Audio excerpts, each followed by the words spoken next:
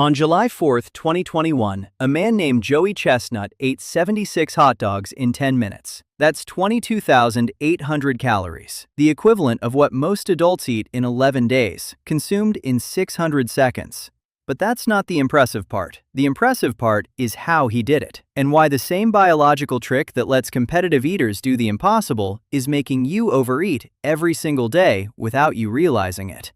In a moment, I'll show you why every major competitive eating contest in the world is exactly 10 minutes long, not by coincidence, but by design. Why a Japanese study of 4,500 adults proved that people who eat fast are 3 times more likely to be overweight, and why one specific habit, the one you probably do at every single meal, quietly turns your meal into a miniature version of a Coney Island hot dog contest.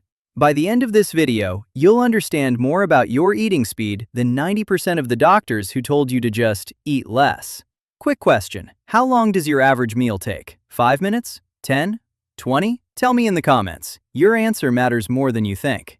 You're not weak. You're not greedy. You're racing a clock you didn't know existed. Once you can see it, your relationship with food changes completely. So why are competitive eating contests exactly 10 minutes long? Joey Chestnut's record, Patrick Bertoletti's wins, Miki Sudo's 11 titles, all 10 minutes. The reason is not arbitrary, it's biological.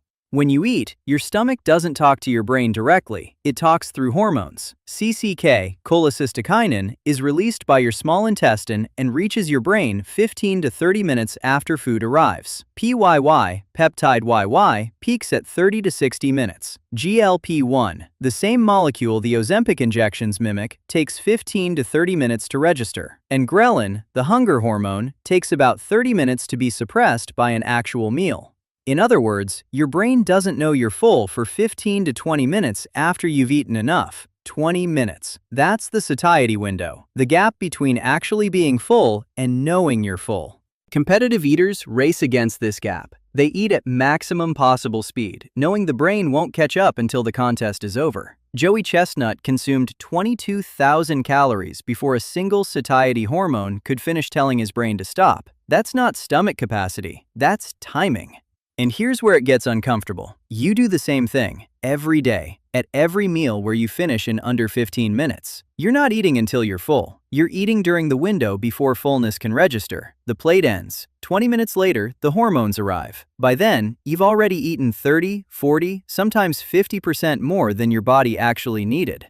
This is what researchers documented in the BMJ in 2008. A team led by Dr. Maruyama studied 4,500 middle-aged Japanese adults. People who reported eating fast were 3 times more likely to be overweight compared to people who ate slowly. Not a little more likely, 3 times. The single behavior, speed, was a stronger predictor than dozens of other lifestyle factors.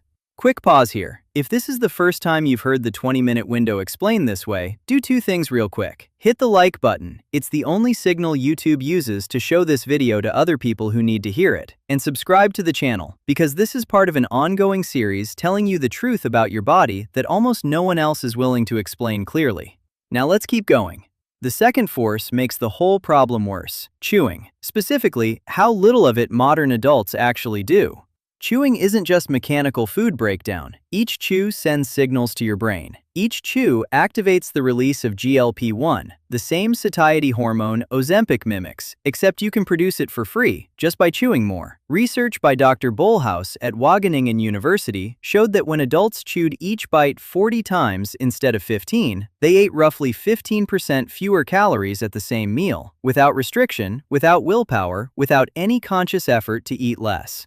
But modern meals have almost no chewing. Ultra-processed food is engineered to be soft. Bread, chips, pasta, smoothies, protein bars, most of it requires 3 or 4 chews before swallowing. Compare that to a piece of raw vegetable, a steak, a whole fruit, 20, 30, 40 chews each. The food we ate for most of human history was hard. The food we eat now is fast.